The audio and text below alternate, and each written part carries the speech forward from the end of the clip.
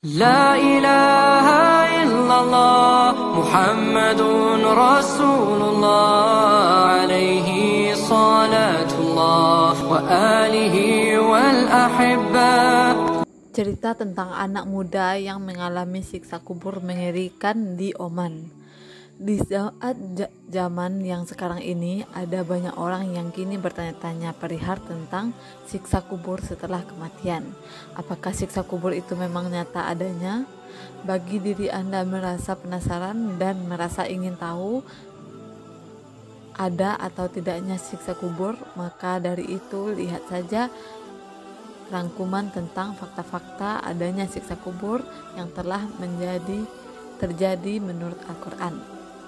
Apa itu alam kubur? Alam kubur adalah suatu alam yang ada di antara alam kehidupan di dunia dan alam kehidupan di akhirat. Alam kubur sendiri dimulai pada saat setelah terjadinya suatu kematian dan kemudian berakhir setelah terjadinya kebangkitan pasca munculnya hari kiamat. Setelah melewati pada masa-masa tersebut, maka seseorang beriman yang melewati masa itu akan merasa bahagia, dan sedangkan orang kafir yang melewati masa itu akan mengalami azab. Malaikat yang datang di alam kubur. Pada saat seseorang telah tiba masa kematiannya, pada saat telah berada di alam kubur, kemudian akan datang kepadanya dua malaikat. Kedua malaikat itu kemudian bertanya kepadanya yang telah mengalami kematian dan saat berada di alam kubur dengan beberapa pertanyaan. Beberapa pertanyaan yang ditanyakan malaikat tersebut adalah: siapa Tuhanmu? Siapa nabimu? Apa agamamu?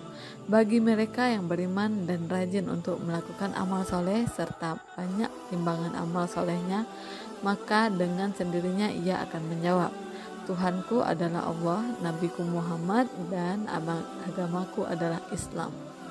Namun sebaliknya, bagi mereka yang rajin berbuat kemaksiatan dan jarang melaksanakan perintah Allah Subhanahu wa Ta'ala, maka dia akan merasa sulit untuk menjawab segala pertanyaan yang ditanyakan oleh kedua malaikat tersebut. Kehidupan orang berdosa di alam kubur. Mendapat siksaan dari malaikat kehidupan yang akan dilewati oleh orang-orang yang telah banyak melakukan berbagai perbuatan dosa pada saat masa hidupnya, maka mereka akan secara terus-menerus mendapatkan dan menerima siksaan dari malaikat, entah itu pukulan atau siksaan kejam yang lainnya. Kuburannya menyempit selain mendapatkan siksaan dari malaikat. Orang yang banyak timbangan dosanya karena kemaksiatan dan perbuatan tercela yang dilakukannya pada saat di dunia, maka kuburannya akan disempitkan sampai membuat tulang-tulang rusuknya bersilangan. Kemudian kepadanya akan didatangi sesosok teman yang wajahnya buruk dengan bau yang busuk.